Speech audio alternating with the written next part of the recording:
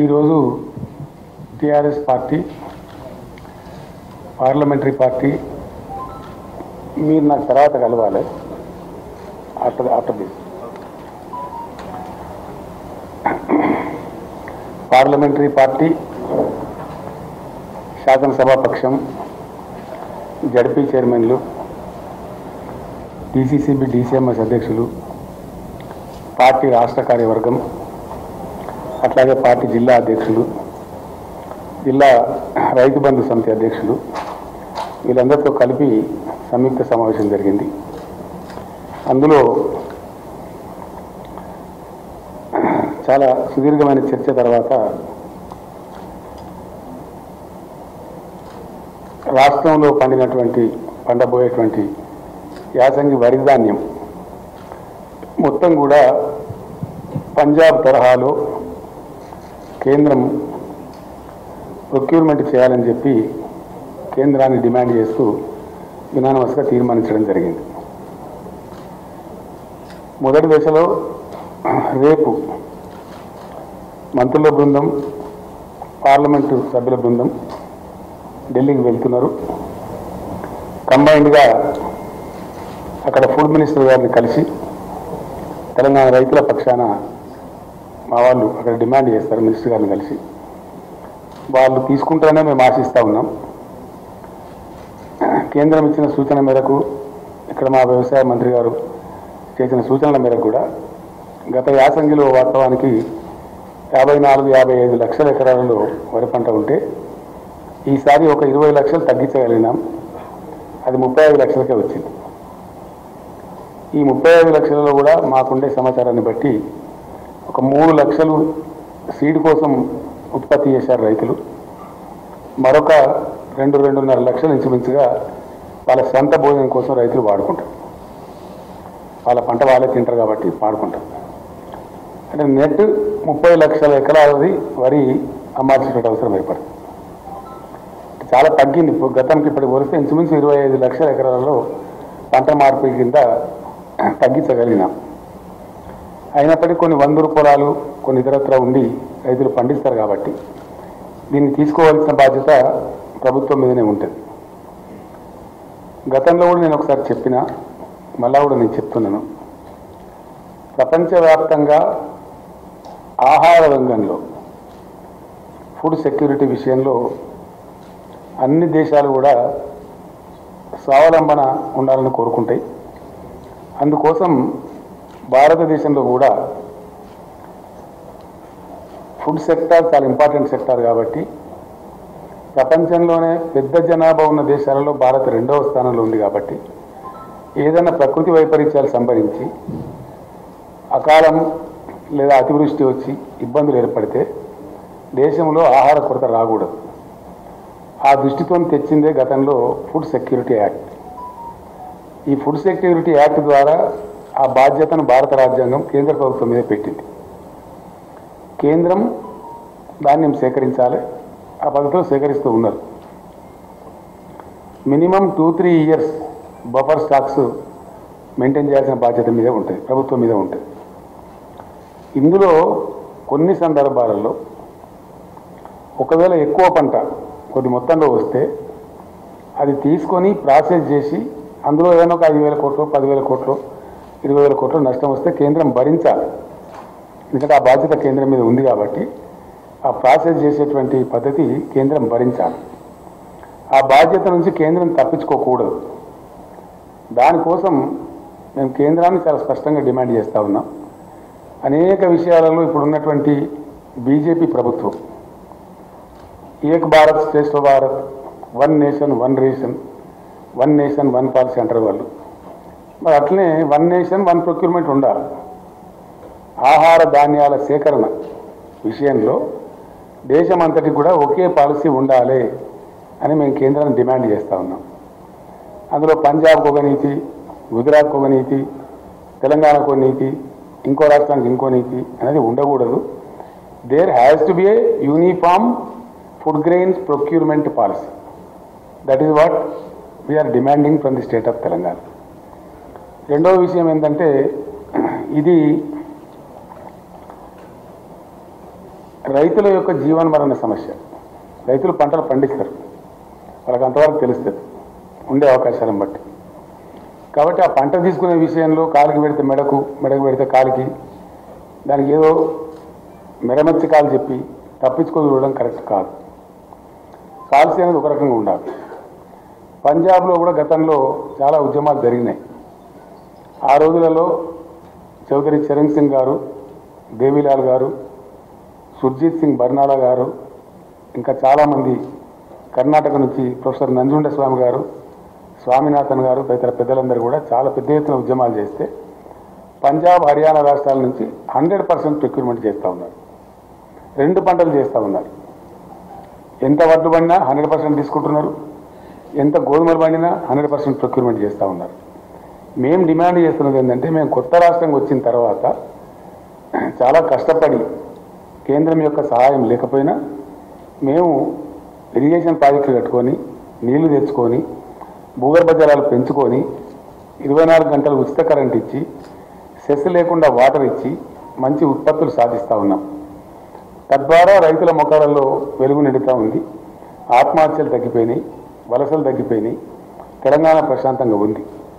ఈ ప్రశాంతతను ఇట్లే కంటిన్యూ చేయడానికి, రైతుల యొక్క ఆర్థిక పరిస్థితి మెరుగుపరచడానికి ఈ ధాన్యం సేకరణ విషయంలో, తెలంగాణ విషయంలో గతంలో కూడా కేంద్రం లేనిపోని ఇబ్బందులు పెట్టింది. ఆ రకంగా కాకుండా దయచేసి ఎటువంటి ఇబ్బందులు లేకుండా మొత్తం ఇప్పుడు యాసంగి పంటలో వచ్చే వరి ధాన్యాన్ని కొనుగోలు చేయాలని చెప్పి కేంద్రాన్ని మేము డిమాండ్ చేస్తా ఉన్నాం. అది ఇక్కడ ఇంకోటి ఏంటంటే, కాలుకు పెడితే మెడకు, మెడకు పెడితే కాలుకు అన్నట్టు కొన్ని మాటలు వాళ్ళు మాట్లాడుతూ ఉన్నారు. అది సమంజసం కాదు. ఈరోజు కూడా ఇంతకుముందే ఢిల్లీలో ఏదో వచ్చినట్టుగా వార్త మాకు వచ్చింది. అది ఎంతవరకు నిజమో మాకు తెలియదు. మేము స్ట్రేట్ అవే ఒకటే డిమాండ్, ఎంఎస్పి నిర్ణయించేది బియ్యానికి కాదు, ధాన్యానికి. మినిమం సపోర్ట్ ప్రైస్ అనేది వడ్లు కొనడానికి నిర్ణయిస్తుంది ప్రభుత్వం. ఎంఎస్పి ప్రకారమే పంజాబ్లో మొత్తం మీరు ప్రొక్యూర్ చేస్తున్నారు, దాని తర్వాత మిల్లింగ్ చేసుకుంటున్నారు. అదే పద్ధతిలో మా వడ్లు కూడా మొత్తం ఎంఎస్పి ద్వారా కొనండి. ఇక దాన్ని రైస్ చేసుకుంటారా, బాయిల్డ్ రైస్ చేసుకుంటారా, భాగవతం ఆడించుకుంటారా, అది మీ బాధ్యత. మీకు ఎట్లా పడుకుంటే అట్లా చేసుకోండి, మీకు ఏది అనుకూలమైతే అది చేసుకోండి. కానీ మీరు బాయిల్డ్ రైస్ వేయాలి. మేము ఎందుకు ఇస్తామండి బాయిల్డ్ రైస్? నాకు అర్థం కాదు. అది మాకేం సంబంధం?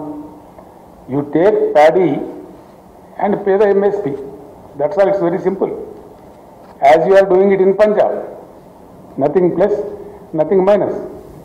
పంజాబ్ ఎడల ఏ నీతి అయితే అవలంబిస్తున్నారో అదే నీతి మా ఎడలో అవలంబించమని కోరుతున్నాం. మేము దాన్ని బాయిల్ చేసి తీసుకుంటారా, మీరు ఇంకోటి చేసుకుంటారా, మీరు చేయించుకోండి. మాకు సంబంధం ఏంటి? అసలు మేము ఎందుకు చేయించాలి? What may be our concept? మా దగ్గర ధాన్యం తీసుకోండి ఎంఎస్పీకి, as you are taking in Punjab. దయచేసి ఇందులో ఇది రైతులకు సంబంధించిన సమస్య కాబట్టి, కొత్త రాష్ట్రం కాబట్టి మీ సహకారం లేకున్నా కానీ మేము ఇంత అభివృద్ధి సాధించాం, ఇంత గొప్ప పని చేసినాం. కాబట్టి దీన్ని హర్షించి, దీన్ని గౌరవించి మీరు యథావిధిగా ధాన్యం తీసుకోవాలి, అందుకు తగిన ఉత్తర్వులు జారీ చేయాలని చెప్పి రేపు మా మినిస్టర్ల బృందం, పార్లమెంట్ సభ్యుల బృందం ముందుగా ఆహార శాఖ మంత్రి గారిని కలుస్తారు, మెమరాండం ఇస్తారు, రిక్వెస్ట్ చేస్తారు. వాళ్ళు సమ్మతిస్తే చాలా సంతోషం. సమ్మతించని పక్షంలో ఎంత పోరాటానికైనా సిద్ధం కావాలని ఈరోజు సమావేశం నిర్ణయించింది. ఈ పోరాటం ఏదో ఆషామాషిగా మాటలు, పేపర్ స్టేట్మెంట్లు అట్లా ఉండదు. యాక్షన్ ఓరియంటెడ్గా ఉంటుంది. డెఫినెట్గా యాక్షన్ ఓరియంటెడ్గా ఉంటుంది. చాలా పెద్ద ఎత్తున ప్రజాస్వామ్యయుతంగా ఆందోళన చేయడం మా టీఆర్ఎస్ పార్టీకి, తెలంగాణ ప్రజలకు వెన్నుతో పెట్టిన విద్య. డెఫినెట్గా తెలంగాణ ఉద్యమ స్థాయి ఎంత ఉధృతంగా ఉండేనో అంత ఉధృతంగా పోరాటం చేస్తాం. ఖచ్చితంగా కేంద్రం అల్టిమేట్గా తీసుకునే వరకు విశ్రమించే ప్రశ్న ఉత్పన్నం కానే కాదు. దానిలో భాగంగా రేపు గౌరవ పార్లమెంట్ సభ్యులు, మంత్రివర్యులు ఏదైతే విజ్ఞప్తి చేయబోతున్నారో అదే పద్ధతిలో తెలంగాణలోని యావత్తు గ్రామ పంచాయతీలు తీర్మానం చేసి పంపిస్తాం, మండల పరిషత్తులు తీర్మానం చేసి పంపిస్తాం, జిల్లా పరిషత్తులు తీర్మానం చేసి పంపిస్తాం, మున్సిపాలిటీలు, ఇతర సంస్థలు, మార్కెట్ కమిటీలలో కూడా తీర్మానం చేసి కూడా ప్రధానమంత్రి గారు అప్పటికి వారు తీసుకుంటారని చెప్పి మేము అనుకుంటా ఉన్నాం. అట్లా కాని పక్షంలో మట్టుకు డెఫినెట్గా 100% మేము ఉద్యమిస్తాం, ఎంతకైనా సరే పోరాడతాం. గతంలో పంజాబ్ రైతులు నడిపించినటువంటి కేంద్ర ప్రభుత్వాలు, అనేక ప్రభుత్వాలు, ఈ పార్టీ ఆ పార్టీ కాదు, చాలా పెద్ద పోరాటాల తర్వాత అక్కడ 100% ప్రొక్యూర్మెంట్ వచ్చింది. ఇక్కడ కూడా మాకు సమాంతరంగా పంజాబ్ మాదిరి 100% ప్రొక్యూర్మెంట్ ఆర్డర్ వచ్చే వరకు మేము పోరాటం చేస్తాం. దాన్ని మాత్రం వదిలిపెట్టే ప్రశ్న ఉత్పన్నం కాదు. అందులో కమ్ వాటమే ఆ విధంగా మేము ముందుకు పోతాం. ఇది ధాన్యానికి సంబంధించినటువంటి విషయం. రెండవ విషయం ఏంటంటే, మేము హంబుల్గా ఈరోజు అప్పీల్ చేస్తూ ఉన్నాం. మా అప్పీల్ కన్సిడర్ చేస్తారని అనుకుంటా ఉన్నాం. కాదంటే ఇంకా కేంద్ర ప్రభుత్వం కర్మ, మేము చేయగలిగేది ఏం లేదు. రెండవ పాయింట్, రాజకీయంగా కూడా ఇక్కడ జరుగుతున్న పరిణామాలు బాధాకరంగా ఉన్నాయి.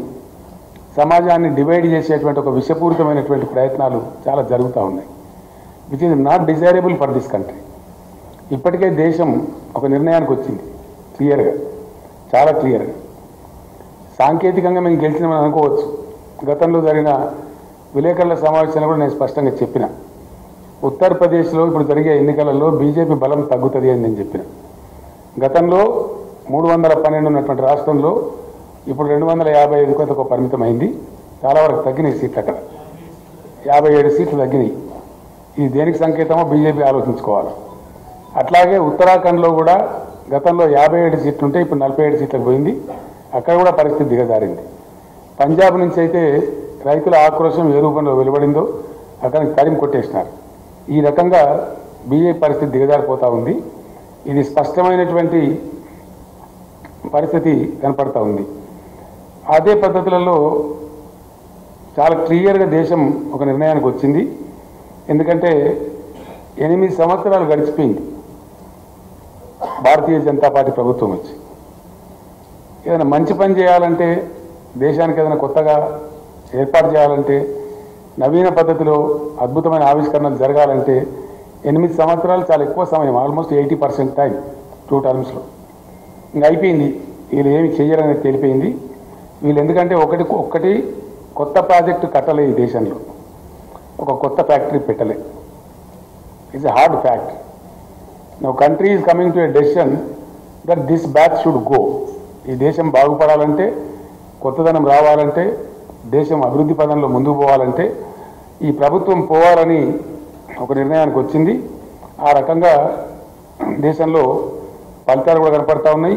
ఎందుకంటే వీళ్ళు చేసింది ఏమి లేదో తెలిసిపోయింది.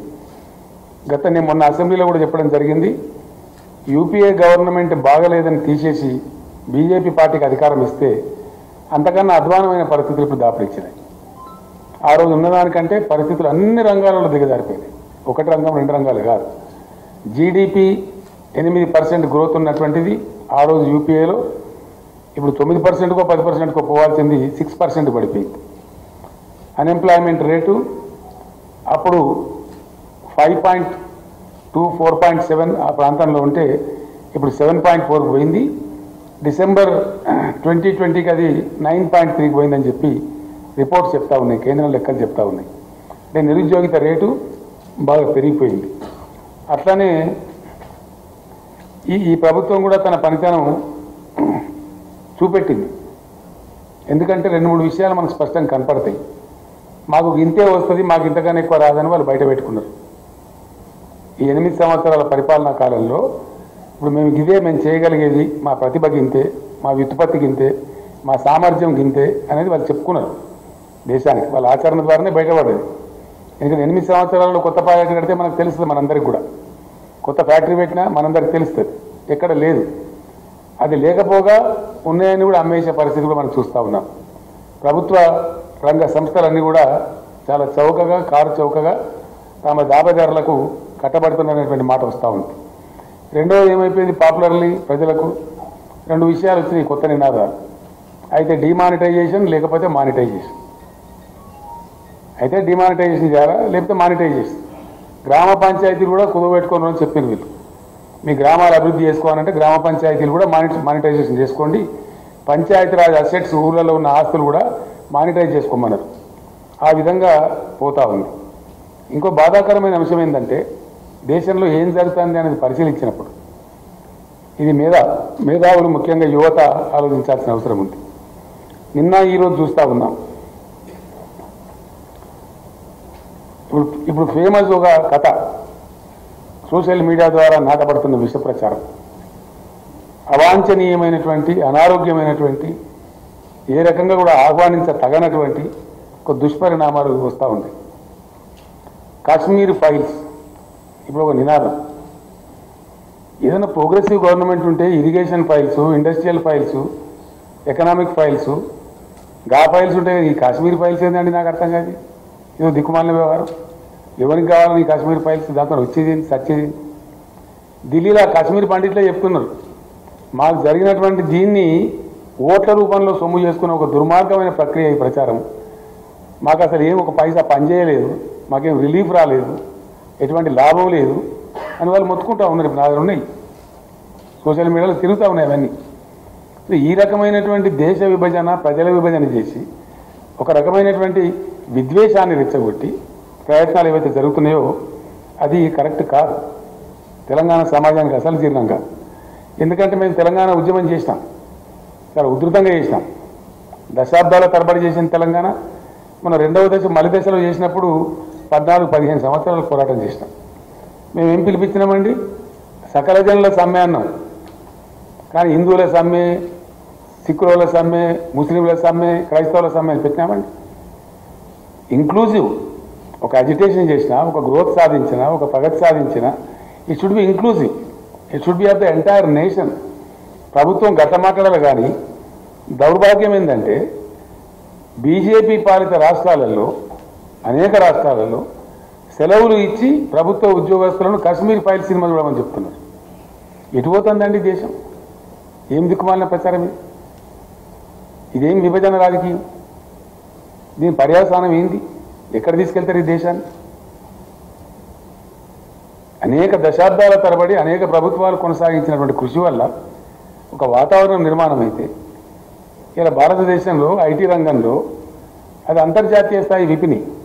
ఐటీ రంగం అనేది ఇండియా నుంచి దాదాపు 5 లక్షల కోట్ల పైసలకు సాఫ్ట్వేర్ ఎక్స్పోర్ట్ అవుతూ ఉంది. బెంగళూరు, హైదరాబాద్, పూణే తదితర ఏరియాలను కలుపుకుంటే ఎక్కడికి పోతే రేపు పొద్దున ఇది? ఈ విభజన రాజకీయాలు పెట్టి, విద్వేషాలు పెట్టి సమాజాన్ని విచ్చలవిడి ప్రయత్నాలు చేస్తే ఏం జరుగుతుంది? రేపు పొద్దున వాతావరణ కాలుష్యం ఏర్పడితే ఎవరు దానికి బాధ్యతలతో వహిస్తారు రేపు పొద్దున? కాబట్టి డెఫినెట్లీ 100%. ఇంకోటి, ప్రభుత్వ అసమర్థత అనేక రూపాలలో బహుముఖీనంగా బయటపడ్డది. కరోనా వస్తే దాన్ని ట్యాకిల్ చేయడంలో చాలా ఘోరంగా విఫలమైంది కేంద్ర ప్రభుత్వం, చాలా ఘోరంగా. స్వాతంత్రానంతరం దేశ జనాభా కోట్లాది ప్రజలు పొట్ట చేత పట్టుకుని అన్నమా రామచంద్రాన్ని కూలి చేసుకునే ప్రజలను, కోట్ల మందిని నేషనల్ హైవేస్ మీద చిన్న చిన్న పిల్లా పాపలను సంకలేసుకొని 1000 కిలోమీటర్లు నడిపించిన ఘనత ఈ పార్టీ ప్రభుత్వానికి. So which was the biggest trauma faced by the polity of the nation. It's very tragic. చాలా దౌర్భాగ్యం, దిక్కుదోచినటువంటి దాన్ని ఏదో మసిబూసి మారేడిగా చేసి దానికి ఏదో స్టోరీలు చెప్తారు. కనీసం రైళ్ళన్న వేయండి, ఎక్కడో అక్కడ వెళ్ళిపోతారంటే వాళ్ళ టికెట్ కూడా మీరు పెట్టుకోమని రాష్ట్ర ప్రభుత్వం తోసింది తప్ప వేయలే. బాధ్యత ఉన్నట్టు కనిపించదు ఎక్కడ కూడా. ఇటువంటి చర్యలు అద్భుతమైనటువంటి, మనందరం కూడా గంగాజలం అని ఎంతో ప్రేమతోని ఎంతో పవిత్రంగా భావించే గంగా నదిలో కూడా 100,000 శవాలు తేలేటట్టు చేసినటువంటి ప్రభుత్వం ఈ ప్రభుత్వం. It's a fact. దీన్ని దాసలేరు. ఎన్ని ప్రయత్నాలు చేసినా, ఎన్ని మెరమెచ్చకాలు చెప్పినా, ఎన్ని ఉల్టా పాటలు మాట్లాడినా ఇవి దాసలేరు కదా. ఇవన్నీ వాస్తవాలు. ఇట్లా ఎంతవరకు వచ్చింది ఇది? నిన్నగాక మొన్న ఉక్రెయిన్ పరిణామాలు, రష్యా ఉక్రెయిన్ యుద్ధం. ఒక 20,000 మంది పిల్లలుంటే వాళ్ళని తేలే. ఎంబసీని షిఫ్ట్ చేసినారు నెల ముందు, కానీ పిల్లల్ని షిఫ్ట్ చేయలే, అలర్ట్ చేయలే. తద్వారా సంభవించినటువంటి ఘోరం, బాధ, చాలా పెద్ద మానసిక వ్యధ ఆ విద్యార్థుల తల్లిదండ్రులు అనుభవించారు. మొన్న మేము చెప్పినాం అసెంబ్లీలో, వాళ్ళ చదువులు పోవద్దు, మేము ముందుకు వస్తాం. మా తర్వాత బెంగాల్ గవర్నమెంట్ కూడా ప్రకటించింది. కానీ కేంద్రం నుంచి ఉలుకు లేదు, పలుకు లేదు. ఇది రెస్పాన్స్ కేంద్ర ప్రభుత్వం. అంటే ఇట్లా ఏ రకంగా చూసినా మాకు ఎంతసేపు కాశ్మీర్ ఫైల్స్, విద్వేషాలు ప్రవేశపెట్టడం, సమాజాన్ని విడదీయడం మాకు ఇంతే సాధన అవుతుందని చెప్పగా చెప్తున్నారు. మాకు ఇక అభివృద్ధి లేదు, ప్రగతి లేదు, ప్రాజెక్టు లేదు, ఏమి లేదు, జీడిపి పెంచేది లేదు, దేశం యొక్క ఆర్థిక అభివృద్ధి లేదు, జస్ట్ నథింగ్. అన్ని ఇండెక్స్లలో చాలా భయంకరమైనటువంటి ఇండెక్స్. నిన్నగాక మొన్నటి అది వచ్చింది హ్యాపీనెస్ ఇండెక్స్ అని. దానిలో 139వ ర్యాంక్ భారతదేశం. 149 దేశాల ర్యాంక్ తీస్తే అవర్ పొజిషన్ ఇది 139. మేము అంటే ఇంకో రకంగా ఉంటుంది. కానీ గొప్ప పరువు నష్టం కేసు ఏంటంటే మన పక్కన ఉన్న భూటాన్ కంటే తక్కువ ఉంటుందా మన పరిస్థితి? నేపాల్ కంటే తక్కువ ఉంటుందా? పాకిస్తాన్, బంగ్లాదేశ్, శ్రీలంక కంటే కూడా మన పరిస్థితి తక్కువ ఉంటుందా? స్పష్టంగా కనపడుతుంది. ఇవన్నీ ఇండెక్స్లు మేము చెప్తలేము. ఇంటర్నేషనల్ బెంచ్ మార్క్స్లో ఎప్పటి నుంచో దశాబ్దాల నుంచి వరల్డ్ బ్యాంక్ కావచ్చు, ఇంకోలు కావచ్చు చేస్తూ ఉన్నారు. యూత్ అన్ఎంప్లాయ్మెంట్ ఇండెక్స్లో లాస్ట్ బట్ 1 ర్యాంక్లో ఉన్నాం మనం. 20.84 ర్యాంక్లో ఉన్నది మనం. సిరియా కంటే కూడా అధ్వానమైన పరిస్థితిలో 23.01 ర్యాంక్. ఇంత ఘోరమైనటువంటి పరిస్థితి ప్రజాస్వామ్య విలువల పరిరక్షణలో కానీ, హ్యూమన్ డెవలప్మెంట్ ఇండెక్స్లో కానీ, హంగర్ ఇండెక్స్లో కానీ ఏ రకంగా చూసినా కూడా అన్నిట్లలో కూడా దేశం పురోగమనంలో ఉంది, తిరోగమనంలో లేదు. కాబట్టి రాజకీయంగా కూడా ఈరోజు మేము తీర్మానం చేసినాం, ఈ పార్టీ తీసుకొచ్చేటువంటి దుర్మార్గమైన విధానాలను, ఈ కశ్మీర్ ఫైల్స్ అనే ఫిలాసఫీని దీన్నంతా కూడా తిప్పికొట్టాలి, ప్రజలను ఎప్పటికప్పుడు చైతన్యవంతం చేయాలి. అవసరమైతే బ్రహ్మాండమైనటువంటి పద్ధతులలో దీని వ్యతిరేక ఉద్యమాలు కూడా నిర్వహించాలని చెప్పి కూడా ఈరోజు అనుకున్నాం. డెఫినెట్గా ఒక తీర్మానం ఏంటంటే స్పష్టంగా ప్రజలకు చెప్పాల్సిన బాధ్యత మనది ఉంటుంది. కాబట్టి 100కు 100% మా వల్ల కాదు, మా వల్ల ఇదే అవుతుంది, మాతో ఇదే కశ్మీర్ ఫైల్స్ లాంటి వ్యవహారమే అవుతుంది, ప్రతిసారి కూడా తీసుకొచ్చి పెడతాం. ఒకసారి కశ్మీర్ ఫైల్స్, ఒకసారి అదేంటి పుల్వామా, ఒకసారి గొల్వామా, ఇవి తప్ప ఓ ప్రాజెక్టు, ఓ నదో, ఓ కరెంటు, ఓ 10,000 కోట్లతో ఒక ఉద్యోగమో, ఒక పరిశ్రమనో, భారీ పరిశ్రమ ఏమి లేదు. ఆ ప్రసక్తే లేదు, ఆ ముచ్చటనే లేదు. ఒక్క మాట కూడా కంప్లీట్ వాగ్దాన భంగం, కంప్లీట్. వాళ్ళు చెప్పింది ఏ ఒక్క వాగ్దానం కూడా నెరవేరలేదు. అంతా చునావుకా జుమ్లా, పక్కా చునావీ జుమ్లా. ఏ ఒక్కటి కూడా 2 కోట్ల ఉద్యోగం ఇస్తామన్నారు, లేదు. 15 లక్షల ఖాళీలను ఇప్పుడు దేశంలో, అవి నింపాలి. మేము డిమాండ్ చేస్తా ఉన్నాం కేంద్ర ప్రభుత్వాన్ని. వాటి మీద కూడా మేము ధర్నాలు చేస్తాం. అదేవిధంగా అనేక ఇష్యూలు తెలంగాణ నుంచి. ధాన్యం కానీ అయిపోదు. ఈరోజు సభలో చాలా చర్చ జరిగింది. మాది ప్రత్యేకమైన పరిస్థితి, ఎందుకంటే రిజర్వేషన్ల వ్యవహారం ఉంది దేశంలో. బాధ్యతను చెప్పవలసి వస్తుంది. రిజర్వేషన్ల వ్యవహారంలో యాక్చువల్లీ 50% కన్నా ఎక్కువ ఉండద్దు అని రాజ్యాంగం లెక్క లేదు. కానీ సుప్రీంకోర్టు ఒక జడ్జిమెంట్ ఇచ్చింది. ఆ జడ్జిమెంటు పూర్తిస్థాయిలో ఇంప్లిమెంట్ అవుతుందా దేశంలో? అయితే లేదు. తమిళనాడులో 69% ఇస్తారు, ఇంకో రాష్ట్రంలో ఇంకో % ఇస్తారు, మన దగ్గర 50% దాటద్దు అంటారు. కానీ నేను అడిగినాం, ప్రధానమంత్రి కూడా మేము అడిగినాం ఎక్కడ పద్ధతి అని చెప్పి. సుప్రీంకోర్టు ఇచ్చిన జడ్జిమెంట్లో వాళ్ళకు వెసులుబాటు ఇచ్చారు. ఏదైనా ప్రాంతంలో, దేశంలో, ఏదైనా రాష్ట్రంలో ప్రత్యేక పరిస్థితి సంభవిస్తే అప్పుడు ప్రభుత్వాలు పెంచుకోవచ్చు, 50% అధిగమించవచ్చు అని చెప్పారు. దాన్ని మొత్తం మేము కంప్లీట్గా కమిషన్ ఏర్పాటు చేసి రిపోర్ట్ తెప్పించి అధ్యయనం చేసి సమగ్రంగా పంపించినాం. శాసనసభ ఏకగ్రీవ తీర్మానం చేసి పంపించినాం. గిరిజన రిజర్వేషన్లు మేము ఆంధ్రప్రదేశ్లో ఉన్నప్పుడు పలచబడ్డాం, మేము 6%గానే పరిగణించబడ్డాం. ఇవాళ మా పర్సెంటేజ్ పెరిగిపోయింది తెలంగాణ సెపరేట్ స్టేట్ కావడం వల్ల. కాబట్టి దాన్ని 10% పెట్టుకుంటామని చెప్పి పంపించినాం. ఈ రోజు వరకు కూడా దాని మీద ఉలుకు లేదు, పలుకు లేదు, ఏదో కాగితం రాసి తప్పించుకునేటువంటి పరిస్థితి. ఇట్లా ఉన్నటువంటి పరిస్థితి. అట్లనే అనేక విషయాలలో ఎస్సీ వర్గీకరణ మా రాష్ట్రంలో పెద్ద ఉద్యమాలు జరిగినాయి. మా శాసనసభ ఇక్కడి నుంచి యునానిమస్గా, అక్కడ 2 కులాలు ఉన్నప్పటికీ మేము అందరినీ కన్వీన్ చేసి యునానిమస్ తీర్మానం చేసి పంపించినాం. ఎవరికి వచ్చే పర్సెంటేజ్ వాళ్ళకి వస్తుంది, వాళ్ళ జనాభాను బట్టి. ఎందుకు పెండింగ్ పెట్టాలి, ప్రజలు కోరుతున్నారని చెప్పి పంపిస్తే దాని మీద కూడా ఈరోజు వరకు అతిగతి లేనటువంటి పరిస్థితి. అట్లనే బీసీల కులగణన చేయమని అడిగినాం. ఎవరికి ఏమి నష్టం ఉన్నదండి? ఎవరు ఎంతమంది ఉన్నదో తెలిస్తే వాళ్ళ పని వాళ్ళు చేసుకుంటారు, దాని ఇబ్బంది ఏమున్నది? దాన్ని కూడా పట్టించుకున్న పాపాన కేంద్ర ప్రభుత్వం కనపడతలేదు. ఈ విధంగా ఊరికే మాటలు, ఒక రకమైనటువంటి భేదభావాలు సృష్టించి ఉద్వేగాలు రెచ్చగొట్టి విద్వేషాలు రెచ్చగొట్టి ప్రజలను ఒక రకమైనటువంటి ఉద్వేగాలకు లోను చేసి ఆ ఉద్వేగాలను రాజకీయంగా సొమ్ము చేసుకునే ఒక దుర్మార్గమైన క్రీడ ఈ దేశంలో జరుగుతూ ఉంది. ఇది సమంజసం కాదు, సమర్థనీయం కాదు. ఏ రకంగా కూడా ప్రోగ్రెసివ్ థింకర్స్ ఆలోచించే విధానం కాదు, ఆలోచించే పద్ధతి కాదు. దీనివల్ల దేశ ప్రగతి కుంటుపడుతుంది తప్ప ఇంకా ఈ ప్రభుత్వం కొనసాగినట్టయితే 100% దేశం చాలా భయంకరమైన పరిణామాలు ఎదుర్కొంటుంది, చాలా పెద్ద నష్టానికి గురవుతుంది. కాబట్టి this government should go. Yes, we have to pack up this government back to home. ఒక ప్రగతిశీల విధానంలో పనిచేసే ప్రభుత్వం రావాల్సిన అక్కడ ఉంటుంది. అందుకోసం కూడా తప్పకుండా మేము మా ప్రయత్నాలు మేము చేయాలని చెప్పి కూడా ఈరోజు నిర్ణయం చేసుకున్నాం. ఆ రకంగా విపరీతమైనటువంటి బ్యాంక్ స్కామ్స్ జరుగుతూ ఉన్నాయి. బ్యాంకుల రుణాలను కూడా ఎన్పిఏలు అని పేరు పెట్టడం కొత్త ఫ్యాషన్ మొదలైంది ఈ గవర్నమెంట్ వచ్చినాకనే. అంతకుముందు ఏదో మామూలు ఉండేది, రేరెస్ట్ ఆఫ్ ద రేర్ ఉండేది.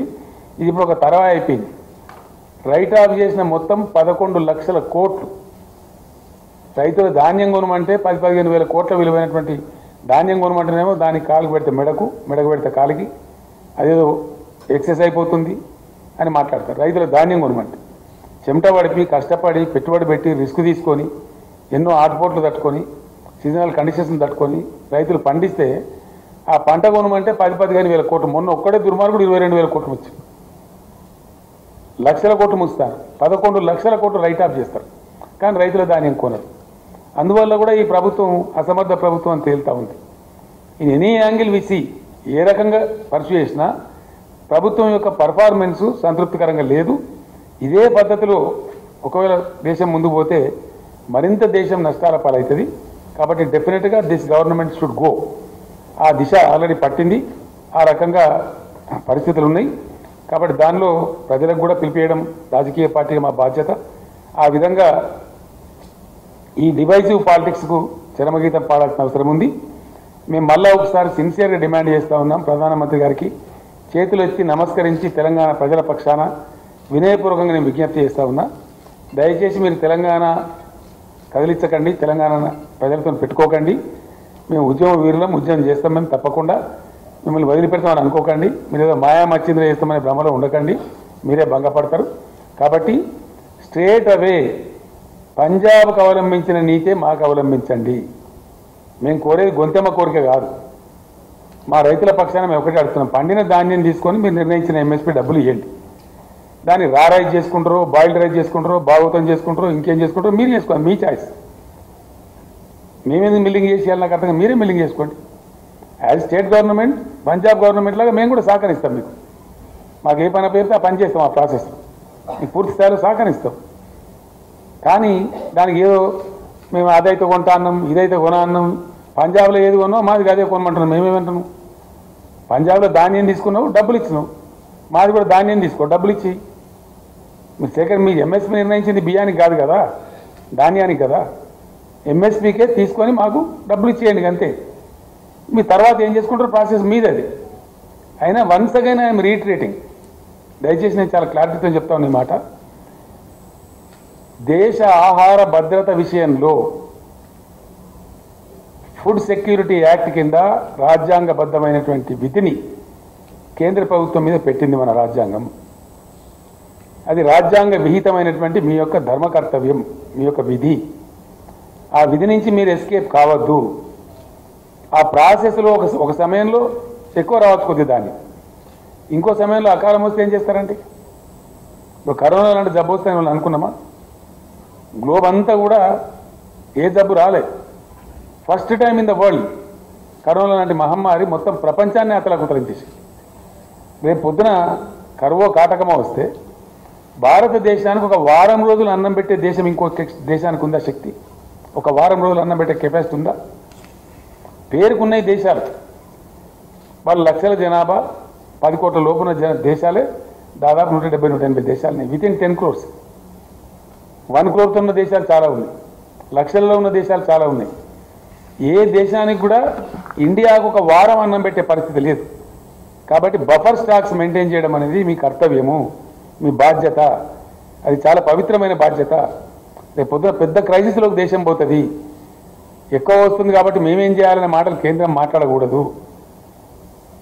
మీ దగ్గర ఎఫ్సిఐ ఉంది, మీ దగ్గర గోడౌన్స్ ఉన్నాయి, మీకు మెకానిజం ఉంది, నిర్ణయాలు తీసుకునే అధికారం ఉంది. కాబట్టి మీరు ఎట్టి పరిస్థితులలో రైతులు పండించే ధాన్యం తీసుకోవాలి, కొద్దిగా ఎక్సెస్ అయినప్పుడు దాన్ని ప్రాసెస్ చేయాలి, అందులో చిన్న నష్టం వస్తే భరించాలి. అది మీ బాధ్యత. మీరు పాకిస్తాన్ రైతుల కోసమో అమెరికా రైతుల కోసమో కాదుగా మేము అడిగేది, భారత రైతుల కోసమే అడుగుతున్నాం, భారతదేశంలో ఉన్న రైతాంగం కోసమే అడుగుతున్నాం. దాని మీద పాలసీ చేంజ్ చేయాలో ఎస్ ఓకే, మీరు పెట్టండి, అన్ని రాష్ట్రాల ముఖ్యమంత్రులను పిలవండి, అగ్రికల్చర్ మినిస్టర్ని పిలవండి, క్లారియాను కాలేయండి, దేశాన్ని పంటల కాలనీల కింద విభజించండి, గైడెన్స్ చేయండి, దాన్ని మేము కూడా ఫాలో చేస్తాం అందరితో పాటు. కానీ అది ఏం లేకుండా ఆఫీసార్గా మేము ఒక దగ్గర తీసుకుంటాం ఇంకో దగ్గర తీసుకుంటాం అంటే మీ ఇష్టం వచ్చినట్టు చేయడానికి లేదు. ఇది ప్రజాస్వామ్యం, ప్రజలకు హక్కులు ఉంటాయి, అడిగే హక్కులు ఉంటాయి, పోరాడే హక్కులు ఉంటాయి. పంజాబ్కు ఏ విధంగా హర్యానాకు ఏ విధంగా 100% ప్రొక్యూర్మెంట్ ఉందో ఆ విధంగా మాది కూడా తీసుకోండి. ఇంకో మాట కూడా మేము విజ్ఞప్తి చేస్తూ ఉన్నాం, let there be a national procurement policy. జాతీయ స్థాయిలో ప్రొక్యూర్మెంట్ పాలసీ ఉండాలి, అది అందరికి సమానంగా ఉండాలి, ఒకటిగా ఉండాలి. అప్పుడే ధర్మం జరిగేటువంటి అవకాశం ఉంటుంది. కాబట్టి ఆ ప్రకారం చేయాలని చెప్పి కేంద్రాన్ని మేము కోరుతున్నాం. అట్లా చేయని పక్షంలో మట్టుకు చాలా పెద్ద ఎత్తున అనేక పోరాట రూపాలలో బ్రహ్మాండమైన పద్ధతిలో ఉద్యమం చేస్తాం. అవసరమైతే మొత్తం క్యాబినెట్ అంతా వెళ్ళి ఢిల్లీలో తీవ్రమైన నిరసన కార్యక్రమాలు కూడా చేపడతాం. ఇక్కడ కూడా ఉద్యమాలు నిర్మిస్తాం. మొన్న నేను వెళ్ళినప్పుడు ఆ కిసాన్ నేతలు కూడా కొంతమంది నాకు కలిసినారు. తప్పకుండా మేము కూడా వస్తాం సార్, పార్టిసిపేట్ అవుతామని చెప్పినారు. జాతీయ స్థాయికి ఉద్యమాన్ని తీసుకొని పోతాం. కేంద్రాన్ని ఈరోజు ఇంకో డిమాండ్ కూడా నేను చేస్తూ ఉన్నా. దేశంలో ఇప్పటి వరకు అందరికి రాజ్యాంగ రక్షణలు ఉన్నాయి, కానీ దేశానికి అన్నం పెట్టే రైతులకు ఇలా కాన్స్టిట్యూషనల్ సేఫ్టీ లేదు. ఎస్, డెఫినెట్గా ఈ దేశంలో అది రావాల్సిన అవసరం ఉంది. Let there be constitutional safety for the farmers. किसान के लिए संविधानिक रक्षा की जरूरत है. किसानों का हकों को संविधान में शामिल किया जाए. हमारे पार्टी की तरफ से हम डिमांड कर रहे हैं, किसानों को बचाने के लिए, किसानों का गौरव बढ़ाने के लिए, किसानों को आत्मनिर्भर बनाने के लिए किसानों को संविधान रक्षा चाहिए. ये हमारा डिमांड है केंद्र सरकार के साथ. ये कोई उल्टा सुल्टा डिमांड नहीं है. इसीलिए हम कह रहे हैं कि किसानों को संविधानिक रक्षा दो. एमएसपी के लिए हो, प्रोक्योरमेंट के लिए हो, पैदावारी के लिए हो, किसी भी चीज़ के लिए हो, let there be a constitutional coverage, constitutional safety to the farmers. I appeal to the Honorable Prime Minister. I appeal to the Food Minister. If you are farmer loving government, now prove your integrity. Come forward. Take the farmers into the constitutional net. Constitutional protection ఇవ్వండి. ఆ రకంగా రాజ్యాంగ సవరణ చేయండి. మీకు చిత్తశుద్ధి ఉంటే ఇదే పార్లమెంట్లో పెట్టండి కాన్స్టిట్యూషనల్ అమెండ్మెంట్కు. మా పార్టీ సపోర్ట్ చేస్తాం, దేశమంతా కూడా సపోర్ట్ చేస్తారు, హర్షిస్తారు. ఆ రకంగా చేయాలని కూడా మేము కోరుతా ఉన్నాం. Thank you.